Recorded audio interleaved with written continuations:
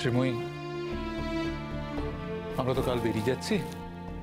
আজ রিকোয়েস্ট করব তুমি আর অনিন্দ একবার ডিঙ্কার সাথে গিয়ে দেখা করে এসো। ডিঙ্কার মুখোমুখি আমি কি করে হব?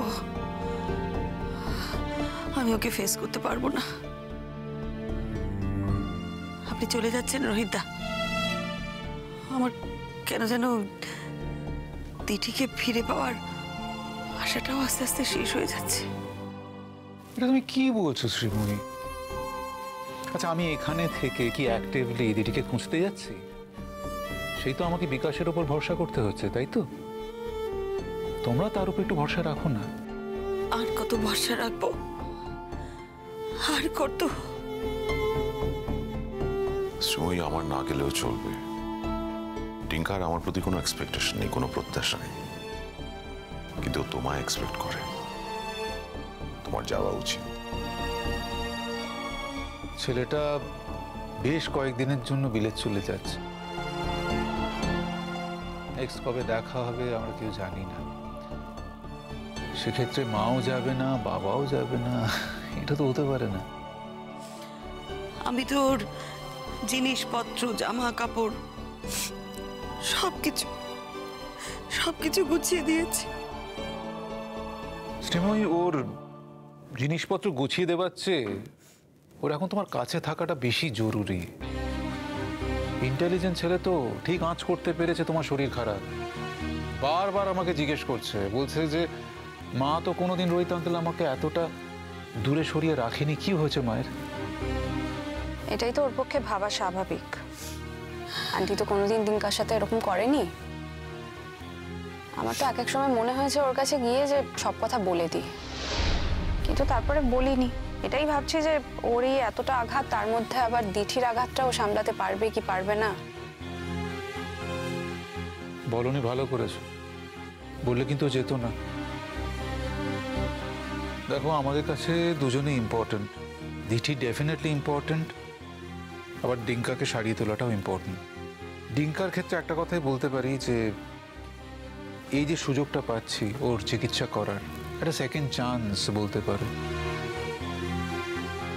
সেই সুযোগটা যদি আমরা কাজে না লাগাই তাহলে কিন্তু পরে গিয়ে চিকিৎসা করলেও কোনো লাভ হবে না। তাই আমাদের যাওয়া।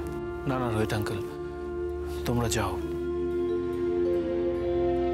এদিকটা নিয়ে ভেবো না, আমার উপর ভরসা রাখো। এতটুকু হলেও আমার উপর ভরসা রাখো।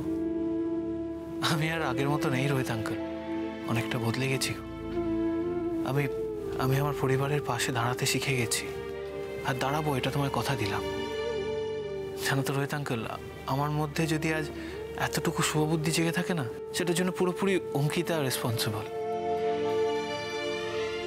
ওর জন্যই আমি আমার মা, বাবা, ভাই, বোন, আমার পুরো পরিবারকে আবার নতুন করে ভালোবাসতে শিখেছি, তাদের পাশে দাঁড়াতে শিখেছি।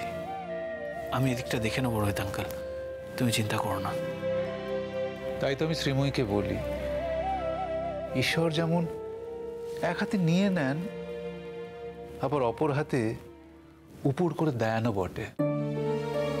তুমি দেখো শ্রীময়ী, একটা সময় তোমার পাশে টিঙ্কা ছিল, দিঠি ছিল, কিন্তু জাম্বু ছিল না, অঙ্কিতা ছিল না, মাসিমা ছিলেন না, অনিন্দও ছিল না। কিন্তু আজ, হ্যাঁ, সাময়িকভাবে হয়তো দিঠি তোমার পাশে নেই, ডিঙ্কা অসুস্থ, কিন্তু বাকিরা প্রত্যেকে তোমার পাশে আছে। জানো শ্রীময়ী, আমি চোখ বন্ধ করে দেখতে পাই যে একটা দিন আসবে খুব শিগগিরই, সেদিন তোমার পাশে সবাই থাকবে। দিঠি ফিরে আসবে, ডিঙ্কা সুস্থ হয়ে ফিরে আসবে, তোমার এই সংসারটা ভরাট হয়ে যাবে। আমি তো জানি তুমি সংসারের জন্য কি না কি করেছো। সংসারের জন্য তুমি সব কিছু ছেড়েছো, কিন্তু কোনো কিছুর জন্য তুমি সংসারকে ছাড়োনি। এটা আমার থেকে ভালো আর কেই বা জানে। তাই তো বলছি, এই সংসারে তোমার যা ক্ষয় ক্ষতি অপ্রাপ্তি ঘটেছে না, একদিন সব কিছু সংসার তোমাকে ফিরিয়ে দেবে কড়ায় গন্ডায়। ফিরিয়ে দেবে কি রোহিত বাবু? মেয়েটা কোথায় আছে, কেমন আছে? সে কি আদৌ ফিরে আসবে? বড় ভয় হয় জানেন তো। মেয়েটা কেমন আছে, ফিরে আসার আশা আছে কিনা, ওকে কত পাচার করে দিয়েছে কিনা, সেটাই তো বুঝতে পারছি না।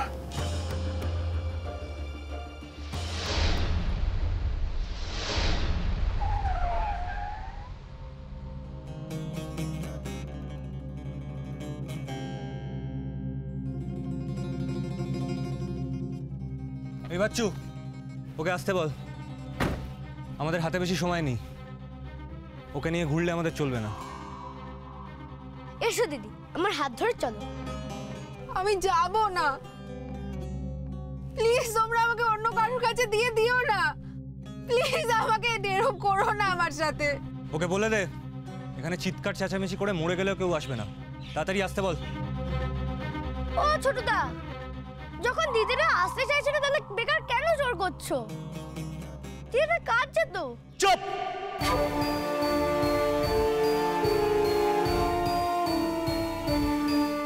একদম চুপ!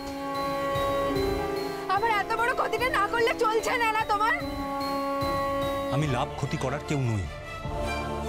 আমাকে যেটুকু বলা হচ্ছে আমি শুধু সেইটুকু করছি। শোনো, আমি একটু ভদ্র বাড়ির মেয়ে।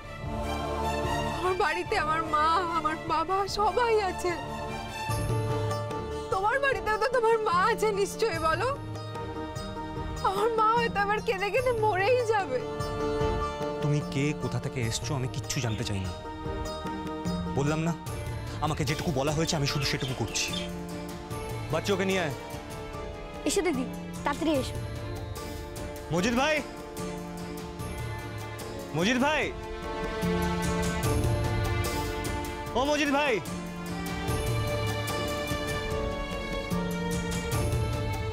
আরে এখানে তো কেউ নেই। আর ছোটদা তো নিশ্চয়ই তোমাকে এখানে একা ফেলে যাবে না, নিশ্চয়ই কিছু এটা করবে। আর তুমি চিন্তা করো না। কেঁদো না, কেঁদো না, কাঁদতে নেই, কেঁদো না। মজিদ ভাই, ও মজিদ ভাই। হ্যাঁ, কি হয়েছে? হ্যাঁ, মজিদ ভাই আছে। মজিদ ভাই ওপারে গেছে। পড়ে গেছে? কবে ফিরবে? কবে ফিরবে সেটা বলতো না, 2-4 দিনও লাগবে, 2-4 মাসও লাগতে পারে।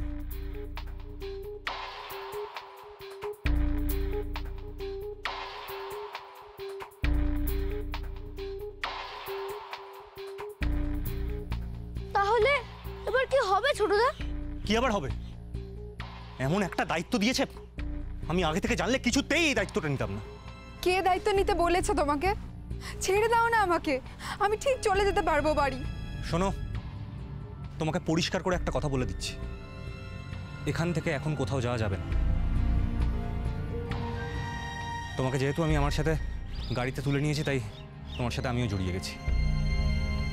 আমি তোমাকে ধরিনি, কিন্তু তোমাকে ছেড়ে দেওয়ার মতন ক্ষমতাও আমার নেই। যেখান থেকে অর্ডার এসছে ওরা যতক্ষণ না বলছে আমি তোমাকে ছাড়তে পারবো না। তোমার জন্য আমি যেটা করতে পারি সেটা হলো তোমাকে আমি আমার বাড়িতে নিয়ে যেতে পারি, কিন্তু একটাই শর্ত, তুমি কে, কোথা থেকে এসছো, কিভাবে আমি তোমায় পিক আপ করেছি এসব কিচ্ছু বলা যাবে না। সেই শর্তে যদি রাজি থাকো তাহলে তোমাকে আমার বাড়ি নিয়ে যাবো, তা না হলে এখানেই হ্যান্ড ওভার করে দেবো। না, তোর পায়ে পড়ি, দোহাই তোমার, আমাকে এখানে ছেড়ে যেও না। আমি এই লোকটাকে চিনিও না। তুমি তো আমাকেও চেনো না। দেখো, আমি একা থাকি না, আমার ফ্যামিলিও আমার সাথে থাকে, মা, বোন, বৌদি সবাই আছে।